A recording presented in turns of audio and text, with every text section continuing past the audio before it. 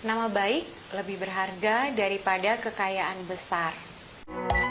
Selamat datang di Dapur Dina. Dapurku adalah dapurmu.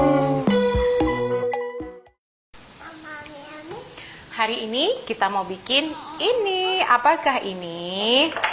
Cantik banget. Rasanya wow, dahsyat luar biasa. Bikinnya sederhana dan nggak pakai lama. Langsung aja. Yuk. Say yuk. Bahan-bahannya saya pakai di sini. Wafer, saya pakai yang udah potongan kecil. Tepung terigu, mentega atau butter, pakai margarin juga bisa. Gula halus, 2 kuning telur, keju parut. Ini tidak harus, ini opsional. Untuk olesannya, kuning telur.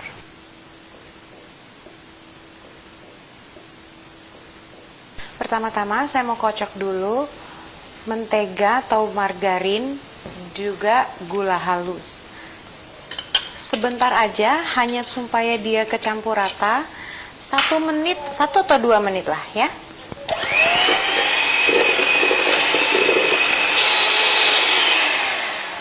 Ini udah 1 menit, hanya supaya dia kecampur rata. Jadi sebaiknya pakai gula halus. Kalau dengan gula pasir dia agak lama mau biar dia bisa lembut ya. Langsung aja kuning telurnya, dua-duanya sekalian.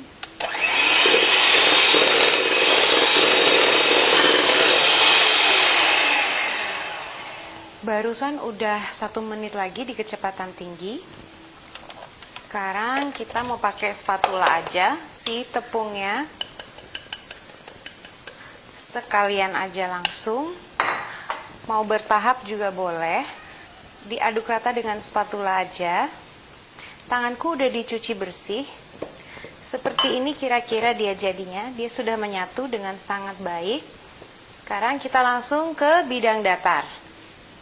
Sambil saya mau siapin kue keringnya dibentuk-bentuk, saya panasin dulu oven saya 175 derajat Celcius. Oven kecil seperti ini, oven listrik, api atas bawah. Tanganku udah dicuci bersih. Sekarang sepertiga aja dari adonan, kira-kira aja.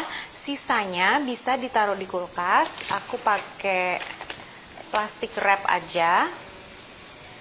Taruh di kulkas aja sisanya. Jadi kalau udah selesai kita bisa keluarin dan bisa bentuk-bentuk lagi ya. Saya taburin dengan tepung sedikit aja, secukupnya. Nah, saya mau pipihkan adonannya. Saya udah siapin juga loyang yang udah diolesin dengan mentega. Rolling pin kalau nggak punya bisa pakai botol bekas juga jadi. Kira-kira mungkin kayak 3-4 mili gitulah ya. Sekira-kira ukuran wafernya. Kira-kira seperti itu. Langsung aja dibungkus wafernya. Dan kita bisa tekan-tekan sedikit supaya dia benar-benar melekat di wafer. Nah, sesudah yang pertama, yang berikutnya pasti lebih bagus jadinya. Karena kita sudah tahu ukurannya. Ya, dirapiin sedikit, ditekan-tekan silahkan. Biar dia cantik bentuknya. Bisa langsung taruh di loyang. Aku selesaiin dulu semuanya. Terus kita ke langkah selanjutnya, oke? Ini adonanku udah habis. Aku mau keluarin dulu dari kulkas. Kenapa kita taruh di kulkas? Karena dia bisa lebih gampang dibentuknya. Jadi nggak terlalu berminyak banget gitu. Ini kuning telurnya yang untuk olesan. Aku tambahin air. Air biasa aja. Biasanya ditambahin susu, tapi aku tambahin air aja, nggak masalah, secukupnya ya. Jadi nggak boros sama kuning telur, dia lebih ekonomis. Seperti ini hasilnya, tetap cantik dan tetap kuning. Terus langsung diolesin di atas masing-masing dari kue kering ini. Boleh isinya berlimpah. Terus atasnya aku mau isi taburan keju. Ini tidak harus. Pas aku punya dan pas semua di sini pada suka keju, kenapa enggak? Kalau mau bisa di atas keju ini ditambahin lagi sama si kuning telur, enggak masalah supaya dia lebih mengkilat lagi.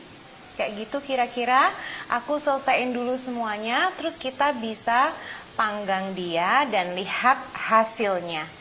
Ini udah yang terakhir, isiin kejunya, kita punya banyak jadi melimpah langsung. Oven kecilku ini dengan oven listrik aku taruh di rak yang paling bawah. Kalau oven yang gede itu bisa raknya yang di tengah-tengah ya. Ini api atas bawah di rak yang paling bawah. Aku mau panggang dia 25 menit. Nah, tapi ovenku ini dia unik, dia agak cepat gosong. Jadi sesudah 10 menit aku pindahin ke api atas aja. Setiap oven berbeda loh ya. Jadi kita coba dulu bagaimana oven kita itu sesudah 10 menit. Dan bagian dalam ovenku ini dia lebih cepat gosongnya daripada bagian luar. Yang di ujung sini lebih cepat. Jadi aku balik aja, nggak masalah. Asal cepat dilakukannya. Ini nggak harus ya, karena tiap oven berbeda. Dan aku langsung pindahin aja di api atas. 15 menit lagi matang dengan baik. Ini aja udah wangi ya. Udah matang, wangi, dan udah kecoklatan. Keralala. Ini aku sisihkan dulu di rak pendingin. Terus kita bisa panggang yang selanjutnya. Hati-hati juga, tidak usah terlalu berlebihan dengan kuning telurnya. Karena akibatnya nanti dia akan lengket di loyangnya. Ini juga udah matang.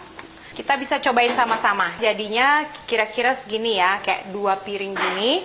1 bungkus tadi aku beli wafernya itu habis semua. Anakku udah pengen banget, dia wangi dapurku luar biasa. Kita langsung aja cobain, ini udah ada dingin ya.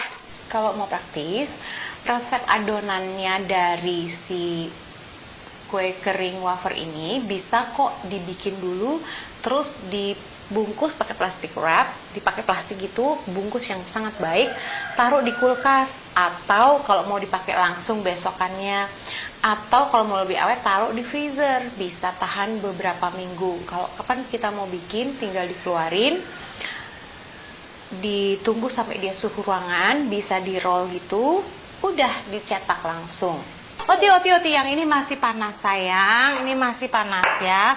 Daniel belum pernah nyobain ini, kapan hari aku bikin dia nggak kebagian. Dan udah siap. Iya, yang mana ya? Ini mini manimo, ini mau. Mau. Sendiri ya. Mama. Mama. Terima kasih. Kiss dulu mama. Ya cobain dulu deh, sama-sama deh. Ini yang ini udah dingin. Enak nggak? Enak. Wow nggak? Wow. Wow kata Daniel. Kalau yummy gimana yummy? Yummy. Siapa yang bikin ini? Mama. Ya suka. Ini cheese-nya, ada kejunya di atasnya.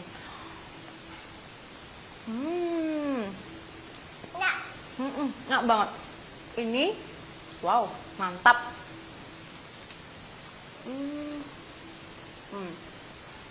Wafernya juga renyah. Jadi ini bisa pakai wafer yang berbagai macam, ada strawberry, ada vanilla. Aku pilihnya wafer yang coklat. Siapa yang nggak suka coklat? Atasannya keju. Oh, ini sederhana banget. Sederhana. Kelihatannya sama, ting. Kelihatannya juga cantik, bikinnya nggak ribet. Ini harus dicoba. Makasih banyak teman-teman yang udah share, like, komen di video Dapur Dina, terutama yang udah subscribe. Ini kalau udah dicoba, udah di-recook, please hashtag Dapur Teman Dina di Instagram atau Facebook.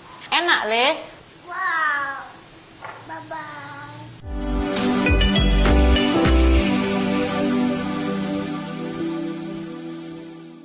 Hari ini aku bacain satu komen dari video dari Mbak Siti Aisyah di video resep Japanese cheesecake.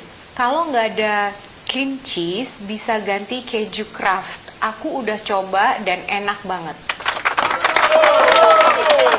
Terima kasih Mbak Siti Aisyah. Aku suka banget kayak gini. Jadi dengan apa yang kita punya, kalau mau nungguin, aduh kalau ada ini baru bisa masak, kalau ada ini baru bisa masak, kayaknya nggak jadi-jadi. Tapi dengan yang seadanya, coba mungkin bisa. Aduh nggak ada bawang putih bubuk, ya udah nggak usah pakai, ada bawang putih biasa. Atau enggak, aku nggak suka pakai bubuk kayu manis, ya udah nggak usah pakai. Masakan buat kita. Kalau kita suka kayu manis, monggo pakai. Kalau kita nggak suka, kenapa harus pakai? Gitu. Makasih banyak Mbak Siti Aisyah dan semua teman-teman yang lain. Makasih.